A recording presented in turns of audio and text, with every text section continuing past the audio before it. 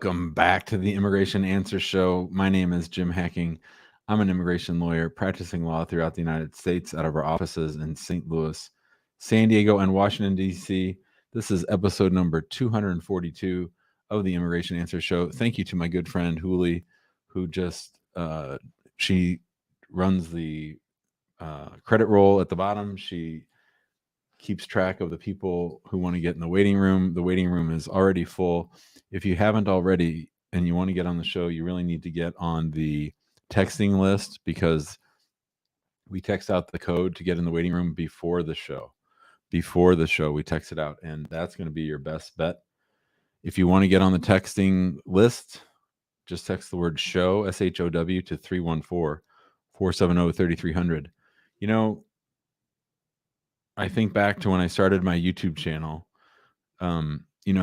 I used to have a pretty small office, and on one wall across from me, I had a green screen, and I had my desk over here, and I put the camera on my desk and I turned it around to the green screen, and I made some of those videos. You might have seen some of those old funny videos. There's some where I'm down like this, it's sort of cut off, and I got ones where I'm sort of off to the side, and I got lots of crazy angles, and sometimes we got the garbled audio and all kinds of things. So to think that we've come this far, that we have a team working on the show, that we have a team in the marketing department. Our overall team is up to about 48 people now. Half of the people are in the United States. Half the people are overseas, many in the wonderful country of Argentina. But we have people all over helping us, and that's really a great aspect of owning the firm. But I got to tell you, other than raising children, growing a law firm is the hardest thing I've ever done. There's just a lot to manage, a lot of personalities, a lot of people, a lot of clients. Sometimes you get angry clients. Got a really nasty 1-star review today. So if you wouldn't mind helping us out by leaving us a 5-star review on reviewhackinglaw.com, you can even see the 1-star review. We've reached out to that client, who I think just fundamentally has a misunderstanding of what we were hired to do, because in that particular case, we've done everything that we were supposed to do, but we can talk about that later. But you wake up, you start your day, you're raring to go, and you get a 1-star review from someone who just doesn't understand. That can be frustrating. Dealing with all the personalities involved in a 48-person law firm, there's just a lot going on. But you're not here to hear me whine. You're here to get your immigration answers. So let's go ahead and get started with Levente. All right. Good afternoon, sir. Nice to meet you. How you doing, brother? I'm doing fine.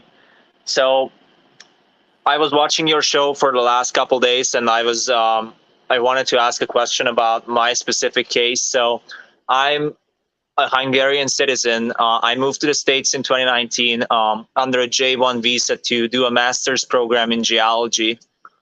And I finished my geology master's last year. And since last year, I'm working here in Texas in the oil and gas industry as a geologist.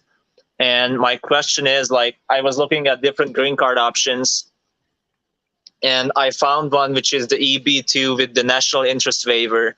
And I was thinking, because in today's world, oil and gas, especially with, everything what's going on with Russia and the international tensions and stuff, would it be possible for me to be eligible for the EB2 green card with the national interest waiver if I'm working in the energy industry, since the energy independence of the United States is kind of a big deal and the national interest, I guess.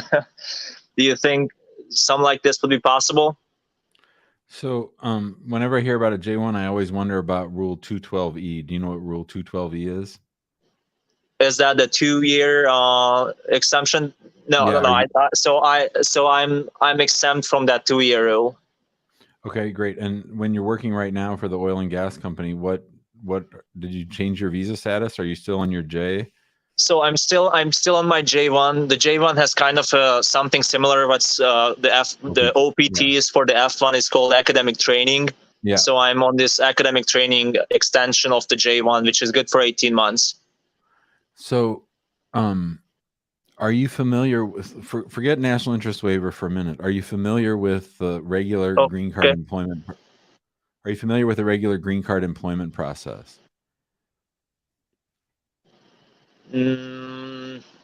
Not. I mean, I'm familiar with like the regular, like if when your employer sponsors you, and then you have to go through the perm certification, and Exactly. so I'm kind of familiar with that. Yeah.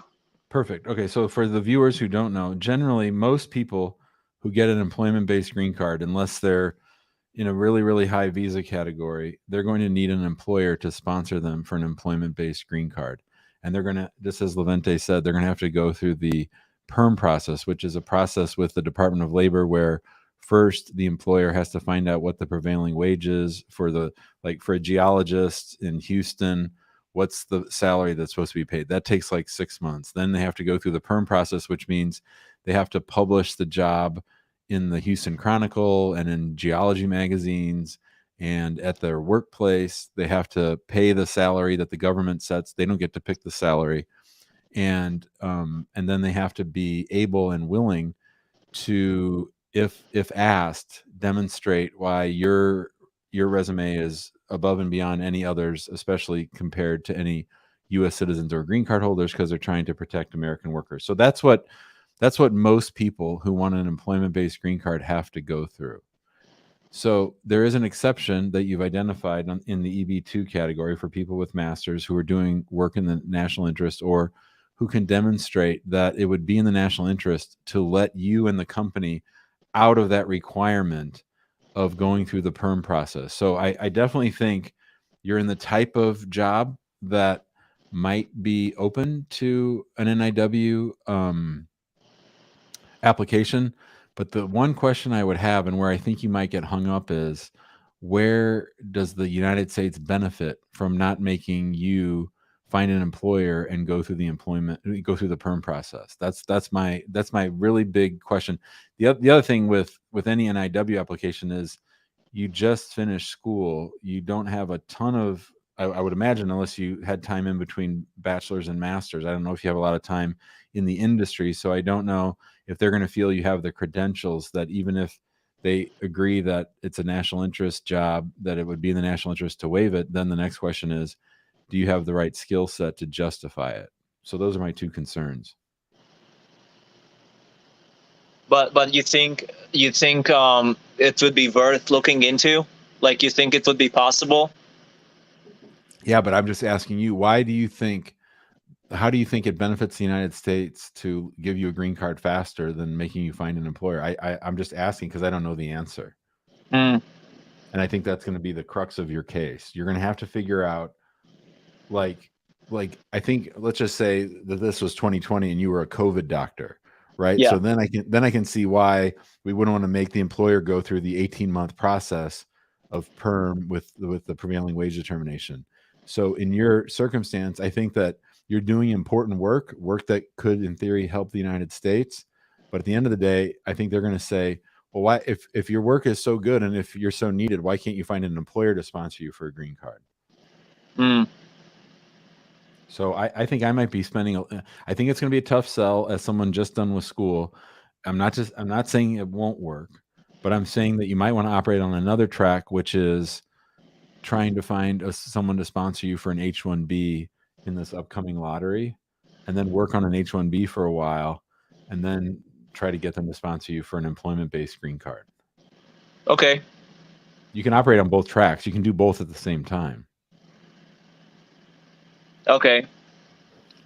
Well, thanks for the answer, and Sure. I will.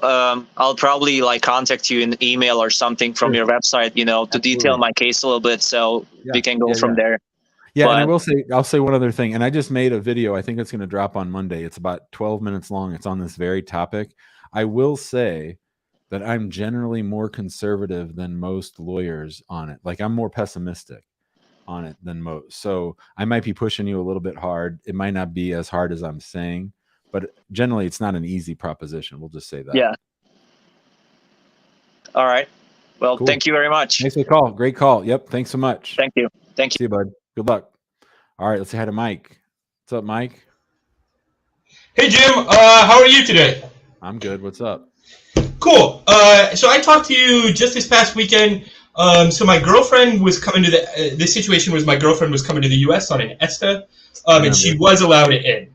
Cool. They gave her a 2-week deadline where she needs to leave, and that was the length of the trip that she presented to USCIS. Yeah. Excuse me, to immigration. I don't know if it's the same thing. CBP. There you go. They told her that she's not allowed to use her ESTA to enter when she leaves after the 2 weeks, she's not allowed to use her ESTA within the next year to enter the U.S. Because she's used it 4 times in 14 months. That's correct. Yeah. Yeah. So what does this exactly mean? Does that mean that if she does decide to stay after these 2 weeks, will she be out of status and at risk of like deportation? Yes. Okay. Hold on, but it's 2 things. Will she be out of status? Yes. Will she be at risk of deportation? I mean, in theory, yes. If they could come looking for her, do I think they're going to? Probably not. But you can't bank on that. Sure. And let's do this. Let me just say this as a hypothetical. Let's not talk about your girlfriend or you or anything. Okay. Yeah. Let's say that she decided, boy, I told them I was only going to stay for 2 weeks, but now that I'm here, and now that they've warned me that they're not going to let me back in for another year, I really thought long and hard about it. We've been thinking about getting married. We decided to just go ahead and get married. So we're going to wait the full 60 days from when I entered to get married, and then I'm going to apply for a marriage-based green card. I've had many of those cases. Those cases are stressful because she doesn't have all the protections of getting to see an immigration judge if they were to put her in deportation. But with Joe Biden in the White House and the way things are at immigration right now, I think that if she made it the full 60 days and was able to get married, that you could apply, that this hypothetical person could apply for a green card based on marriage to a U.S. citizen. And for the most part, if they do a good job at the interview, I would imagine that case would be approved. Okay. Understandable. And if this was potentially our case, would all of that time past those 2 weeks, that would be completely forgiven? Is that correct? Yeah. As long as the I-130 is approved and it's a U.S. citizen, yes, that would be forgiven. Mm-hmm. Understandable. And just so you know, and maybe even to make you or others feel better, she was obviously inspected. So let's say it was 20 years later, and she married a U.S. citizen. I have those cases all the time. So the answer to your question is yes. Okay. Well, I really appreciate that. Oh, actually, I have one more question. What if this was our case and we wanted to get married day 95, day 100, something like that, and her mom would want to come up potentially to visit, right? I'll tell you this. I think she's burned the chance of mom coming anytime soon. Understandable. I mean, let's walk through it. Let's walk through it. Mom decides 85 days from now to come to her daughter's wedding on day 95 and comes through customs. Who are you coming to see? My daughter. What's she doing here? Oh, she came on ESTA. Now she's getting married. Yeah, we're not letting you in. Or we're not giving you a visa or whatever. I guess she has ESTA too. I don't think she would have an ESTA. She applied a couple months ago for B1 tourism visa. Yeah, so I think that would be hard to get approved. I think so. Okay. Well, I really appreciate that. And I might be contacting you guys shortly. Sure. So yeah. Thanks for the help, Jim. It's a bit tricky because she's on ESTA, so everyone's going to need to be well prepared for the interview. I'll say it like that. Totally understandable. Yep. Cool, Mike. See you, buddy. Thank you. Later. All right. Let's say hi to Mohammed. What's up, Mohammed? Hey, how are you doing, Jim? I'm great. How are you, sir? I'm all right. So I'm a green card holder through diversity visa program. Nice. I earned my green card I earned my green card in 2017 in March. Right now, like 5 years ago. My question is in naturalization. I start living in the U.S. In 2019. So continuously like 3 years, from 2019 to 2021, 22. So let's back up. So right. when did you arrive in the United States on your immigrant visa, your DV? My green card is 2017. I arrived in July 2019. Okay, so but I just want to walk through it. So All right. when you get approved for the diversity visa Uh-huh. while you're inside the United States or outside the United States? Inside the United, no, outside the United States. Okay, and so you're saying that you didn't come for 2 years, or you came and then you went back right away? I didn't start living in US until 2019, but I earned my green card in 2017. Okay, then I came to US, stayed for like 1 month. Then That's what I want to left. know. That's Yeah, what I want to know. Okay, exactly. so what month did you get approved at the embassy for your DV? Sorry, what's saying what again? What month did the embassy approve you for your DV? Approved my in 2017. In what month? I guess in March. Again. March. Yeah. Okay. And so then you come in April, and then you stay for 30 days, and you pick up your green card, and then you leave. Exactly. Did you get a reentry permit? No. They actually told me to apply for travel document in 2019 in the airport. When you came back? Yeah, exactly. The officer told me you have to apply for travel document, the CBB. But they let you in? Yeah, they let me in. There's no problem to getting in. Okay. So 2019. So when did you move back to the United States in 2019? What month? July 2019. And how many trips have you had out of the United States since July of 2019? None. I guess there is one trip like for 6 months and 1 week in 2022. You mean so more than 6 months? Yeah, it's like 6 months, but they didn't say anything in the airport. So what country are you from? I'm from Sudan in Africa. And you don't want me to yell at you, right, Mohammed? I'm not supposed to yell at you. I'm going to be nice, right? Yeah. You've been way too casual with your green card. Way too casual. You never, ever, ever should have gone out of the United States for 6 months and 1 week. Never. Okay. Don't ever do that again. Yeah. When did you come back from that trip? I came back like 3 days ago. It's in August. In August 26 in August. So your question is, when can I apply for citizenship? Exactly. Okay, so when you apply for citizenship, you have the burden of proof, not the government. You have to prove all the requirements of eligibility for naturalization. And one of the requirements is that you've been a lawful permanent resident for 5 years and that you've maintained your residency in the United States. Okay. When you go outside the United States for more than 6 months, that breaks your residency for purposes of naturalization. Okay. And you have if it's more than 6 months, and you have to start over unless you can prove to them that you didn't intend to abandon your residency in the United States. Okay. So I have university. Pardon me? I have university in Sudan, so I had to finish it, I have to finish my university in Sudan before and have my degree before I came. Right. So that was right now I'm just talking about the 6 month trip. We'll talk about the other 2 years in a minute. Right now I'm just talking about the 6 month trip. So you have to prove, if you want to apply now or anytime soon, you have to prove that when you left for home for 6 months and 1 week, that you intended to come back to the United States. Do you know how? I mean, what? Yeah, I do know how. So where did you go when you went out of the country? When I get out in February Where did you go? 17 February 2022. For these last 6 months, what were you doing? Were you working? I wasn't working. I was applying for my internship. To start I'm a doctor actually. I'm a doctor in Sudan. So I was applying for my internship. The application took too long. My paperwork didn't show up until like a few days before I left.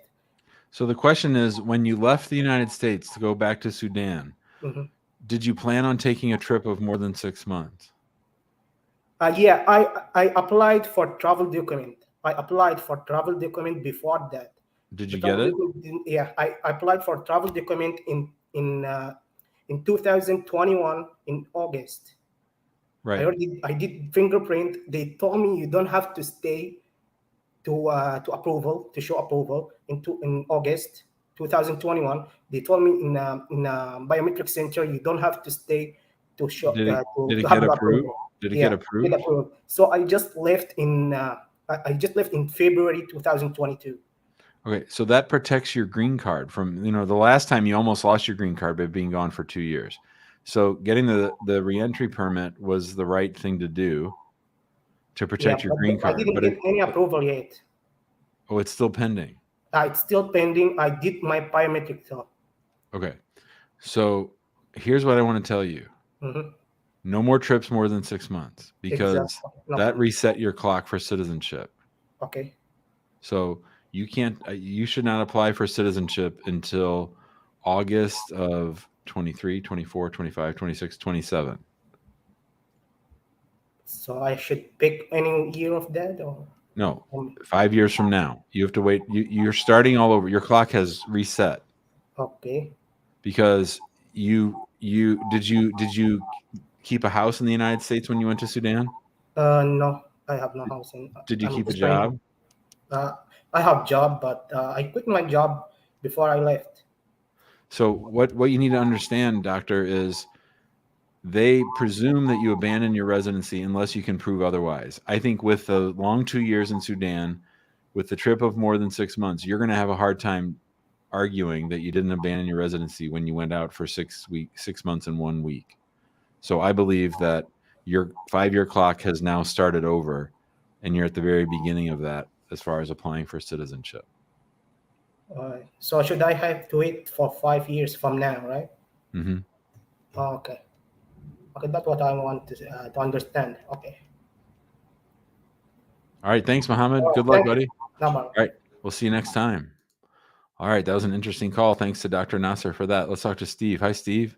Hey, hi Jim, how you doing? Great. How are you, my friend? What a pleasure to have you today. And first of all, thank you very much for the great job you're doing for us. Sure, It's sure. really amazing. Yeah, I've been trying a couple of days ago to get in, so thankfully today Oh, I'm I glad was you're able on. to. Great. Yeah, What can I help? What can I help you finally. with? So first of all, let me give you a background, a little bit of myself. So I came in the United States in 2014 as a F1 student. So I just graduated 2020 during the pandemic, and then 2021. So actually, I have 2 degrees, and then I got my OPT in July last year, and I started working, but my OPT expired July 13. So my advisor told me my OPT, I mean my service record going to be terminated on July 13. So that's okay. And I got married on June 2021, and I sent my adjustment of status on January 2022. So I got my EAD on June 2021, and at that time my OPT wasn't expired yet when I got my EAD. So until now, Your marriage-based EAD. yes, Got it. Okay. right. And I didn't get any advance payroll, nothing. They never asked me any other fee. So it's been almost 8 months, and I haven't got any interview notice. So I wanted to know, is that normal or something I should do?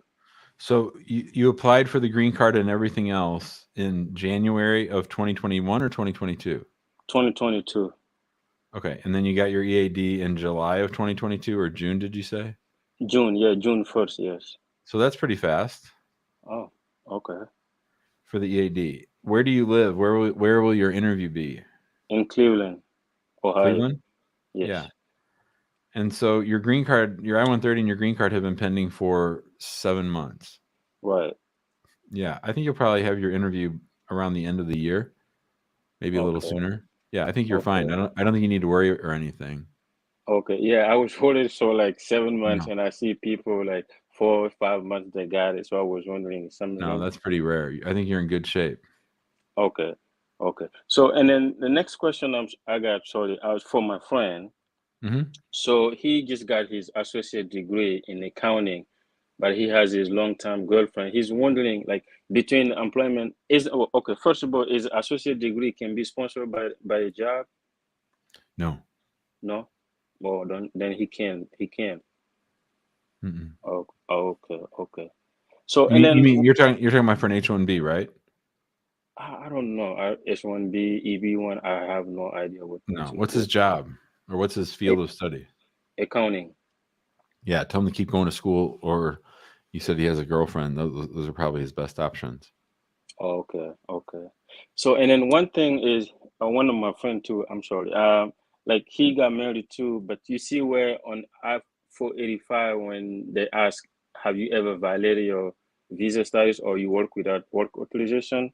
Yeah. So he put the person who filed it for him put it a no because he thought he had a EAD, but he didn't. Now he put a no. So he's wondering what he should do when he goes to the interview. Should Wait. he tell the So officer? So you're saying that okay. So this person is applying for a green card, right? Right. Yes. And they were on an F1 visa, right? Yeah. We came pretty much the same time. Yes. Yeah. And so what's the violation, that he worked without authorization? Is that the violation that you're worried about? Yeah. Okay. And so that's really unfortunate that the person who filled out the form a lawyer? No, it wasn't. It's just somebody who fill up document for people in New York. Yeah. So note to everybody, don't go to people that just fill out forms because they make mistakes like what happened to poor Steve's friend. Let me ask you this question, Steve. What country is your friend from? Burkina Faso. And is the person that filled out the forms someone in New York who fills out forms for people from Burkina Faso? Yeah. Yeah. So that's the thing, guys. People love to run scams on immigrants who don't know anything, and they say, I'll fill out your forms and I'll pay you $400, and then they mess up their case. So Right. don't be like Steve's friend. Because the reason it's a problem is because now the one question he wanted to get right on the forms is wrong. The most important thing, right? So how did the person violate the terms of their status? They were working on while they were getting their associate's degree? Yes. And So he was working at school and got his what do you call it, social security. After that, he quit the job at school and started doing deliveries and stuff like that. yeah. And so the person he married is a U.S. citizen? Yes. So what I would do is I would prepare. I mean, first of all, he should bring an attorney to his interview. He shouldn't go by himself. Second of all, I would prepare what's called an errata sheet, ERRATA, which is a correction sheet. I'm sorry. ERR. What? I have a whole video on it. Just type in on my channel ERRATA, Yes. errata sheet, and like a bed sheet, errata sheet. And Okay. errata means like mistake. And so let's say that's question 47. I don't know what number it is, but let's say it's 47. And I would say, I worked without permission for these employers on these days. And before the officer says anything, when they're asking for their ID, I would say, here's my ID, here's my work card, here's my passport, and here's my errata sheet. And because that way, if you put it in writing, then there can be no debate that you didn't disclose it, right? Like you want proof that you disclose it. And sometimes later on they'll say, well, you say you told the officer, but you don't have any proof of that. That's why you want to do it in the writing. Oh, okay. Make sure and ask them to correct it on the 485 itself. Okay. So what you said, the errata is something you have to print it online from USCIS website? No, or it's just a piece of paper. I would type just out the people? I'd write Okay. out the number of the question, and then I would type up my answer about working, so that we're not hiding anything. And then I would hand a copy of it to the officer at the interview. Okay. And then the officer has to sign it or put a stamp on it or something? I don't think they will. He can ask him to, but I don't think they will. Okay. Okay. But if there's a fight later, your friend can sign an affidavit that says he submitted it. Okay. Okay. Appreciate it, Jim. Thank you very much. Yeah, that's Bye, really Steve. helpful. Good luck, Thank you. buddy. I See you, man. appreciate it. Yeah. Have a You good got night. it. Thank you. All right, let's say hi to Frank. What up, Frank? Hi, Jim. How are you? I'm fine, thank you. How are you doing? Great. Okay, so I have 4 questions. The first one, Or, oh my gosh. Okay, let's well, do it. I'll go very fast. I'm just So, teasing. You're fine. as an asylee, and I've applied for my green card, but it's been delayed. I was told that the 1 year as an asylee counts towards my citizenship, but does the delay also count? So, in the old days, it would go back to when you got asylum. Now, the way that works is whenever they approve your green card, they'll backdate it 1 year. Just 1 year. Okay. So if you get it on November 15th, 2022, the start date on your green card will be November 2021. Okay. All right. Thank you. And then the next one is, as an asylee, can I apply for a visa for my son to come visit me? Yeah, but it's probably going to get denied. Oh, I mean, well, he's a first- kid. Okay. All right. Thanks. Then the next one. So when someone comes in with a visa, if the person travels out of the country and comes back, does the asylum, the 1 year to apply for asylum, does it reset when you travel out and come back again? It does. It does. But then there's a question, well, why didn't you stay and apply for asylum the first time? Okay. All right. Then the last question. What happens? Frank, just real quick, what I mean by that is it's a big difference. Like, let's say I'm from Egypt, right? And I come to the United States, and on my first visit, I apply for asylum within 6 months or within a year. That's a big difference than if I leave the United States and go back to Egypt versus if I leave the United States and go to France. So if you go back to the country of persecution, that's a bigger problem, if that makes sense. Okay, that makes sense. Yes. So how do we tackle something like that? Like, what could be the response? You mean that already happened, that they left, or they're Yes. considering leaving? That already happened, that they left. Did they go back to the home country? Yes. So then the question is, why did they go back to the home country? Did something change between the first visit and the second visit? Did something on this last visit to the home country, did something happen that made them more scared, or did something happen with the government after they, left to go back there? So it's pretty fact specific. Okay. All right. Thank you so much. Then the last one. I have somebody who has applied for asylum and wants to withdraw. Are there any implications? Yes. You mean like, will it hurt them getting visas in the future or things like that? Yes. Yeah, it'll hurt them getting visas and things like that. Yes. But if the person has already adjusted, okay, is it possible to adjust to another, like green card if you win the diversity lottery, for example, and you have a pending asylum? So you're in the United States, you're hanging out waiting for asylum, and you win the DV lottery. Can you get your green card? Yes. Yeah, we've had 3 of those cases this year, and they've all been denied. Wow. Okay. Oh, okay. Well, that's all I had for you. Thank you. Bye, so Frank. much. Yes. See you, buddy. All right, that was Frank. We're just going right down the line. And next up is Krish. What's up, Krish? Are you there? He was there, then he disappeared, and he's on mute. Hey, can you hear me now? Yes, what's up? Hey, how are you? Good. Yeah, thanks for doing this for guys like us. My question is, I filed my green card in EB2 in 2020 October. I'm from India. So at the time of filing, only the filing dates are available. So after filing my all the applications like EAD, 485, and the advance payroll, my dates got current, and I got my EAD in last October. But after that, 2021. So after that, there is no update on my GC 485 case. When I raised service request or when I tried to reach through senator, I got response saying that my background checks are still pending. That's why they are not able to take any further action on my case.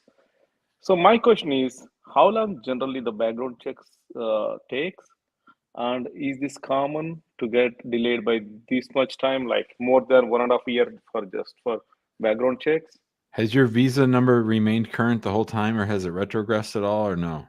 No, actually, it got current in last 2021 June, I guess. After that, it's completely active. It's like 2011 April, mine. So it's current all the time. Can you think of any reason why they're delaying the case? That seems like a really long time, a really long delay. I really not I'm not sure because I don't have any speeding tickets or anything specifically in my background. Do you I'm not know, sure. did you ever work for an employer who has gotten into H-1B trouble? Uh, I don't think so. Is that will cause in because my previous employer since 2009 he went out of business. That I know, but I don't know what kind of background he is having because I Yeah, worked with them.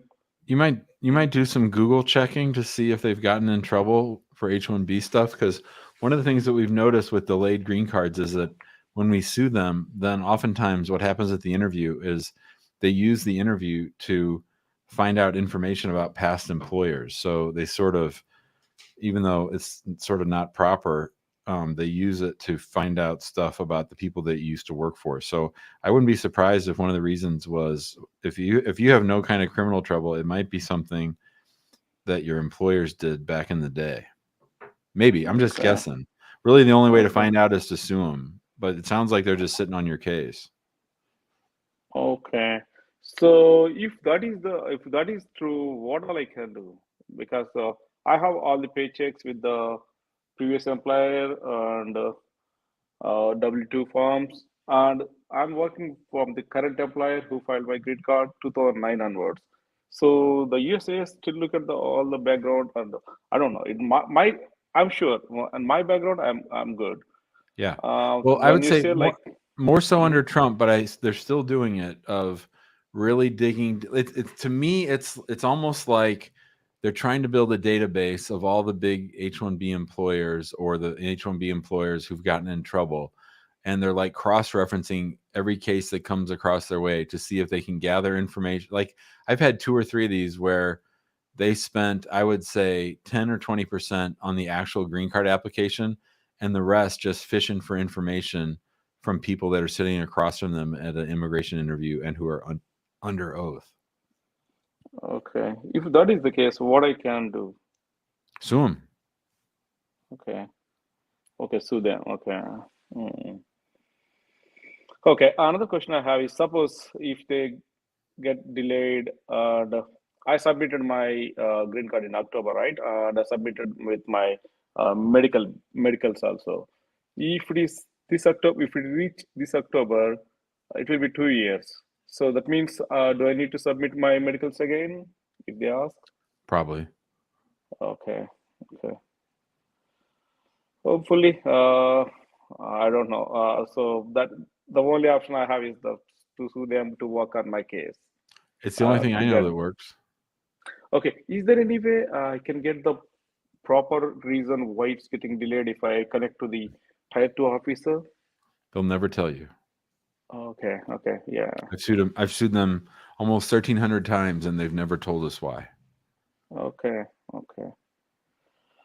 Okay, maybe I'll wait a few more weeks and we'll see. Maybe that's the only option I have. Thanks, Krish. Yeah. See you, buddy. Thank you. Thank you very much, Jim. Thank you. All right. Bye-bye. All right. Next up, Kim. Hi, Kim. Yes, hello. How you doing, sir? Good. How are you doing? Thanks for having me on the show. I can barely hear you. I'm sorry. What about now? Much Is better. it better? Thank you. Okay, Yeah. no problem. I have a question about the I-751 Mm-hmm. joining without the ex-US citizen. So you mean a 751 solo where you're filing it after divorce? Yes. Got it. Exactly. Okay. Well, I got an extension. I filed last year, and I got an extension for 24 months. Right. I think I'm still within the limit. Like the last time I checked, it was 17 months. Like the waiting period. Do you think I'll be interviewed or they? I would say this. Well, first of all, did okay, so a couple questions. Number one is, do you have any reason to think that your ex-spouse wrote a mean letter to USCIS saying that you're a piece of shit who shouldn't get a 10-year green card? Oh no, I don't think so. No. Okay. So then the question is, how much evidence on a scale of 1 to 10, how much evidence did you submit in support of the 751 solo? 7, 8, I would say. I mean, Okay. I don't know, but I have a feeling. I have a good feeling that we have enough documentation. Did you give any thought to getting an affidavit from your ex-spouse to say it was legit? It just didn't work out? No, I didn't try this. No, because we were separated for a year. Our state required like 1 year of separation. So the divorce actually happened after, like, it happened just 2-3 months ago.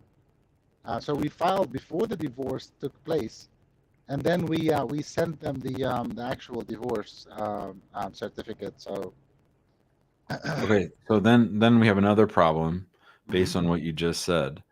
So what was the date of the marriage? November 2018.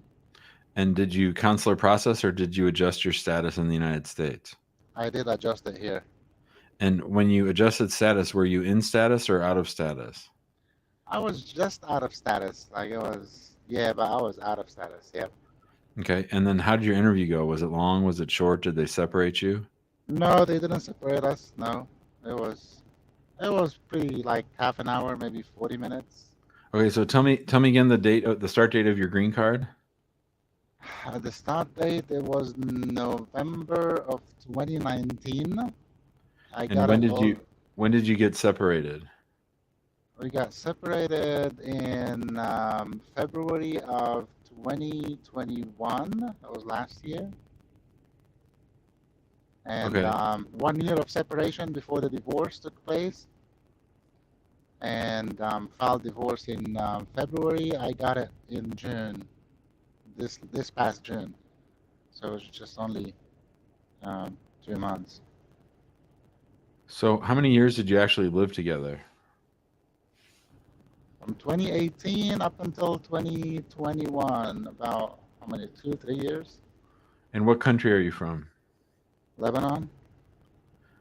Okay. So what's the question? What Oh, well, I mean, I'm a little confused. Like, I wanted to buy a house, but I'm just waiting for a decision. I just want to see, like, if let's say, God forbid, they deny this case, would I have any appeal option? What's my options? Sure. Like, Yeah, you could. What I would do if your 751 got denied, I'd file another one. I'd go find your wife. I'd get an affidavit from her and have her say that you're a good guy, that the marriage just didn't work out. I'd file a stronger case, try to get USCIS approved. If they won't approve it, then you can take it up with the immigration judge. But you're a long way from leaving. I wouldn't be walking around thinking that you're leaving. okay, all right, good. And another question, I know I see you on another video saying that it's fine to fly home and come back with this extension letter. Mhm. Do you think it's 100% safe, or like it's a little? I'm a little concerned, like at the airport, because we do layovers, and they just don't know what's this extension letter is all about when they see the Oh, they're flight. very familiar with it, especially now that the USCIS is so far behind, and now that they've made it 24 months. Uh-huh. I will never say that anything is 100%, right? So Yeah. I understand your fear, but generally I think it's okay. All right. So the interview is not. I mean, we can't tell if it's a strong case. We may get away. Like it may work out without. I would interview. say It's just- I would bet that 70 to 80% of 751 solos have an interview. Oh, got you. Okay. All right. Is there any preventative measure we can do at this point before it's too late, or Nah, just what it's done is done? Like what's in the what's application? done is done. I it's think already that's there. right. Yep. Okay. Although again, I will say that if you do get an interview, I would try to get some evidence from your ex That I'm a good guy. that you're a good guy and that she supports you getting a 10-year green card. Yep. All right. No worries. All right, Kim. Changing. See you, bud. Mm-hmm. Take care. Thank you. Appreciate it. Sure thing. Let's say hi to Muhammad. Hi, Muhammad. Hi, Jim. Can you hear me? I hear you loud and clear. Lovely. This will be a very easy question. Are you ready? I am ready. I came back to the US to resume my sophomore year in college on Sunday, August 28th. However, when checking my passport, I noticed that he did not stamp me in. Oh. Even though on my I-94, I noticed that everything is updated and it says that I'm in F1 status and it does say that I'm admitted for D/S. I noticed that he did not put a stamp. So my question is, should I be concerned? Where do you live? I live in Daytona. Where did you do customs? I did customs in Atlanta, Georgia. I would check to see if there's an office of CBP in Daytona at the airport. I would find out what day of the week they're willing to talk to regular people like you. I would print out your I-94 record, and I would go to the CBP office and ask them to give you a stamp. Okay, alrighty. All right, thank you very much, Jim. Have a lovely one. Good luck, Mohammed. See you, buddy. What a nice young fellow Mohammed was. All right, let's go to Clayton. Hi, Clayton. You're on mute. Oh no, how's it going? Good, how are you? Good, thanks. Well, hey, I just wanted to call. I heard at the beginning of the show you had a 1-star review. That sucks. Yeah, it does suck. It's a bummer. I think we'll get it taken down. We just can't get a hold of the client, and they're all mad, so I don't know. We'll see. Yeah, well, so I'm a client. I'll give you a 5-star review. Right now, we just received our green card. So that's what I like to hear. That's what I like to hear. Nice. Yeah, so it's on its way. So mainly wanted to call and say thank you for supporting us on this journey. It went a lot quicker than we anticipated. Yeah, tell me a little bit about your case. Who handled it at the office? Attorney Rudolph, and then Attorney Bloomberg flew in for the interview in Oklahoma City. Oh, we were just talking about Oklahoma City yesterday. He and I like that office. Yeah. I don't know if he told you about the interview, but it was a weird one. Oh, was it? Oh, I'll ask him. Yeah, I'll ask him. Yeah. So when did you apply? When did you apply? So we filed at the end of November 2021. Had biometrics in like January of 2022. Yeah. We never received the EAD. Advanced parole or EAD, anything like that. Got our deficiency notice for the medical on April 15th, and then they scheduled the interview on. We got an interview notice on April 28th for an interview on June 8th. Oh, and so it went kind of quickly. At the interview, the officer said, your case is approved. Look for something in 30 days, and like 60 days later, there was no update at all. So you guys sent a letter to the field office requesting an update, and like 3 days after they received that letter, everything got updated to approved and green card on the way. I've had some funny things happen in that Oklahoma City field office. First of all, one of the old St. Louis officers got promoted down there, so he was down there for a while. And then there's this thing that I sue about all the time called CARP, which is the Controlled Application Review and Resolution Program. It's this secret program that they say doesn't really exist. And one time I was at an interview and I looked over because I was sort of bored. I looked over and there was a file cabinet and it said, "Put the CARP cases in here." And so I raised my knee up very slowly and I pulled out my phone and I tried to take a picture of it, right? And I did get a picture of it, but that was really funny. So, and then another time I was down there, and luckily for me, the airport is really close to the USCIS office, because when an attorney comes in from out of town, you usually have to show them your driver's license and your bar card. So I did all that, and then I have a big fat Costanza wallet, and I put all my stuff in there, and I set it on the officer's desk, and then I left. Oh. Right, I left. And I get to the airport and I'm reaching for my wallet to show the airline, and I'm like, oh shit. But I was able to get the wallet. They had put it at the front desk for me, and then I just went and got it. So it was great. There you go. Yeah, super close, man. They left the X-Files cabinet out in the open. That's Right. surprising. Oh yeah, I had a good laugh about that. Yeah, go ahead. Yeah, it's just a quick question. So I'm kind of looking through like the checklist of things we should do next, right? So I built a spreadsheet tracking like entries and exits out of the U.S. and days abroad. Also, we've got the things like Social Security card, U.S. driver's license, updating global entry, all those things. What other things should we have on our radar to track and be mindful of?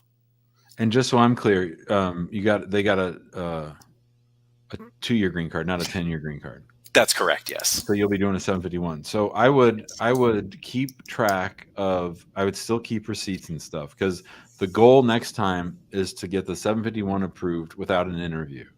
Now I think 20% of 751s are randomly chosen for interview, so that's part of it's out of your control. But if you can submit a strong enough case 2 years from now, you're going to be a lot better off. And if you file a strong enough case 2 years from now, the goal is to not have the interview. So I would just keep a box by the mailbox or by where you sort your mail and just start piling stuff up. I mean, you'll probably come up with too much stuff if you do it for the next 2 years, but I would say periodically just start saving stuff that has both your names on it that show you at the same address. Keep everything. If you go on any trips, keep the tickets and the photos and all that stuff. And then the other big thing is always, big purchases. So if you buy a refrigerator, or you buy anything for a house, or if you buy a house, or if you sign a longer lease, any of those things, just keep it all together so that you can make copies of it and that you're ready to go.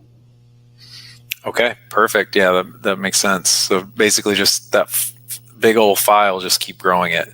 Yeah, I mean, you don't need the old stuff anymore, so that stuff's good. But I mean, you might even just scan it and throw it all into a folder. Maybe keep it a little organized to make life easy for you on the 751 side. But you're going to be in good shape, I think. Okay, awesome, cool. Thank you, Clayton. All right, hey, thanks, Jim. See ya. Have a good day, bud. Yep, see ya.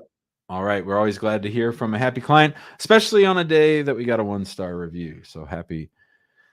And thank you to Clayton. Let's see. Remember, everybody, if you want to come on, I need to see your face in the waiting room so that I know that you are a live person. All right. And we're going to say hi to VJ because VJ was sitting on camera. Hi, VJ. Hey, hi, Jim. How are you? Great. How are you doing? I'm good, Jim. So, Jim, yesterday I was watching the show and you were talking to a gentleman from India. His wife got stuck in India waiting for an H4 visa stamp, and this guy got the green card in the meantime, right? Right. There was a comment there saying if you leave the United States after you file 485 without the advance parole approval, the 485 is deemed abandoned, right?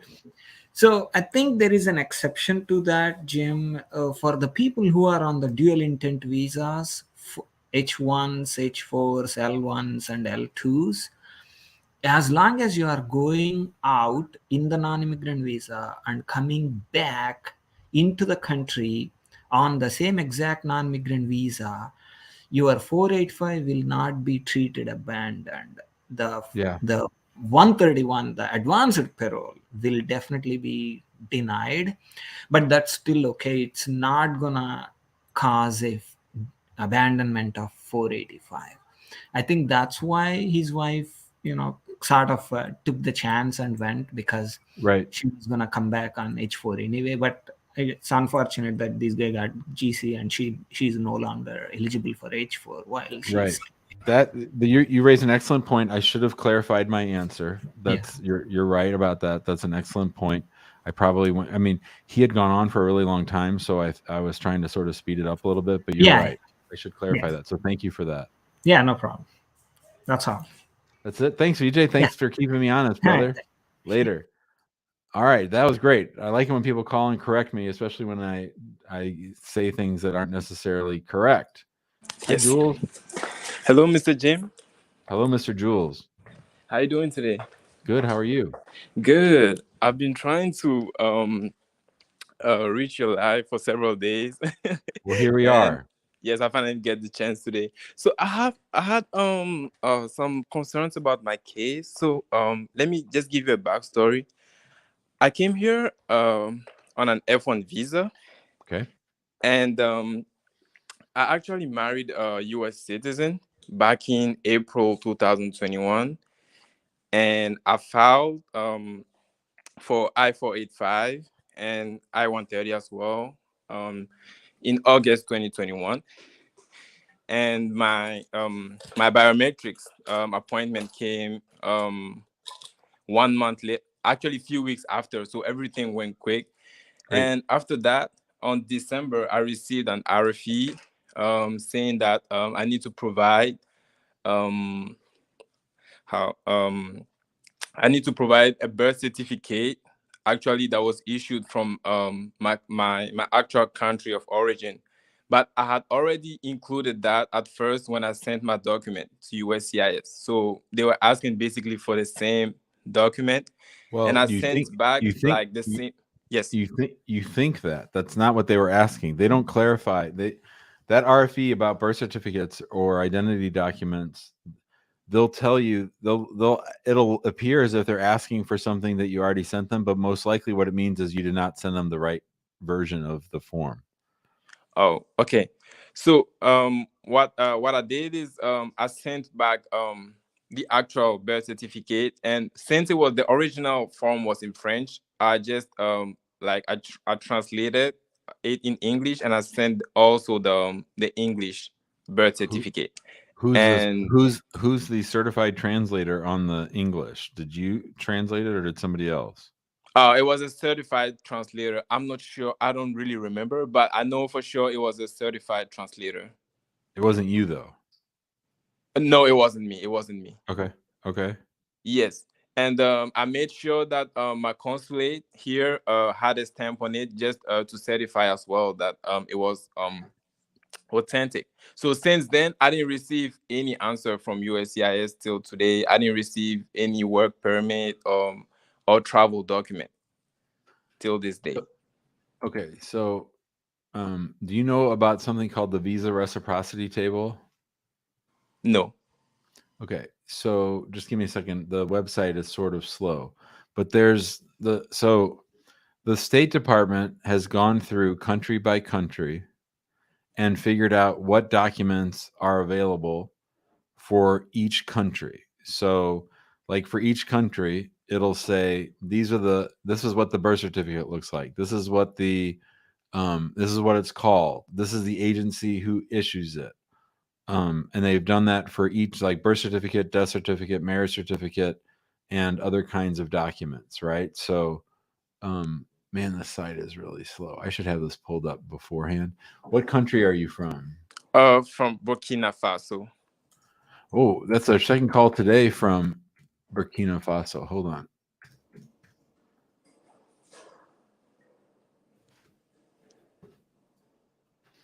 All right.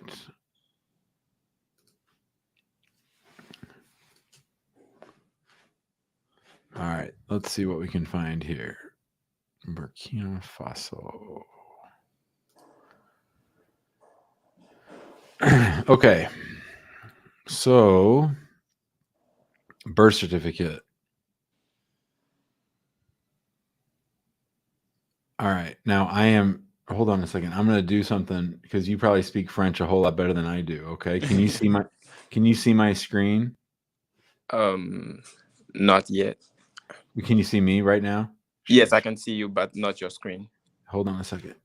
Okay.